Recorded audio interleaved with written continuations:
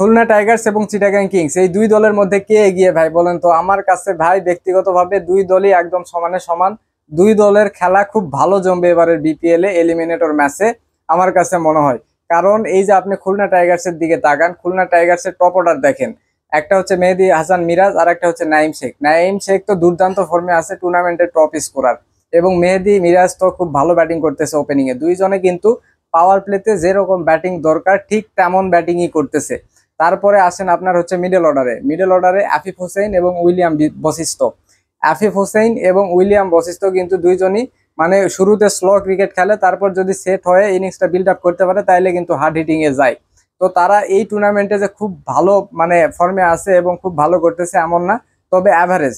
তারপর ধরেন লাস্টের দিকে আপনার লোয়ার অর্ডারে মাহিদুল ইসলাম অঙ্কন আছে, যে কিন্তু একদম দুর্দান্ত খেলতেছে এবারের বিপিএল। এবারের বিপিএল মনে হয় সর্বোচ্চ স্ট্রাইক রেট তার। তো এই গেল তাদের আসলে টিম কম্বিনেশন, মানে আমি শুধু দেশিদের কথা বলতেছি। তারপরে আসেন আপনার চিটাগাং কিংস এর দিকে। চিটাগাং কিংস এর ভাই ওপেনার হিসেবে খাওয়াজা নাফায় দুর্দান্ত ক্রিকেটার। প্রথম ম্যাচে ভালো খেলছে, মানে এবারের বিপিএল এ প্রথম যে ম্যাচে সুযোগ পাইছে একটা 50 করছে, এবং তার শটগুলো অসাধারণ। সে যদি খেলে তাহলে তো হয়ে গেল। তারপর বলেন হচ্ছে আপনার পারভেজ হোসেন ইমন। তার সে যে খুব ভালো ফর্মে আছে এমন না, তবে একটা 70+ ইনিংস খেলছে। তারপরে দল যখন বিপদে সেখানে 36-এর মতো একটা ইনিংস খেলছে, 36 রানের মতো। তো মোটামুটি ফর্মে আছে। এই দুইজন যদি ওপেনিং এ ভালো একটা শুরু দিতে পারে তাহলে কিন্তু দুর্দান্ত শুরু দিবে, দুইজনেই হার্ড হিটার। তারপর আসেন এখন হচ্ছে আপনার মিডল অর্ডারে চিটাগাং কিংস এর মোহাম্মদ মিথুন, হায়দার আলী। হায়দার আলী তো মোটামুটি ভালোই খেলতেছে।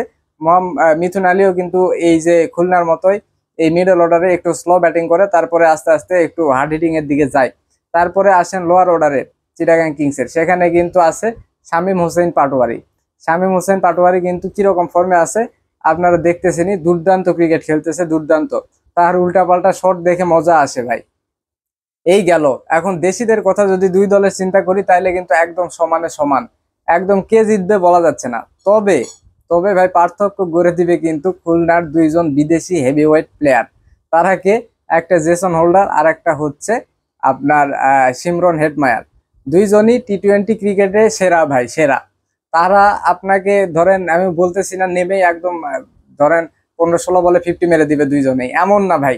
তারা ধরেন একটা ওভার করে দিয়ে গেল খুব ভালো, হয়তো বা একটা ক্যাচ ধরলো খুবই ভালো, না হয় ধরেন আপনার 10টা বল খেলে 25-30 রান লাস্টের দিকে এরকম করে দিয়ে গেল। মানে এরকম ক্রিকেটার একদম টি-20 ক্রিকেটের সাথে অ্যাডজাস্ট। তো আসলে আমার কাছে মনে হয় দেশি ক্রিকেটারদের দিক থেকে চিন্তা করলে একদম দুই টিম সমানে সমান, কে জিতবে বলা যাচ্ছে না। তবে খুলনা টাইগার্সের হয় এই দুইজন বিদেশি একদম এক্স ফ্যাক্টর হিসেবে কাজ করবে। এই দুইজন যদি ক্লিক করে যায় খুলনা টাইগার্সকে ভাই চট্টগ্রাম কিংস আটকাতে পারবেন। আপনাদের কি মনে হয় কমেন্টে জানান।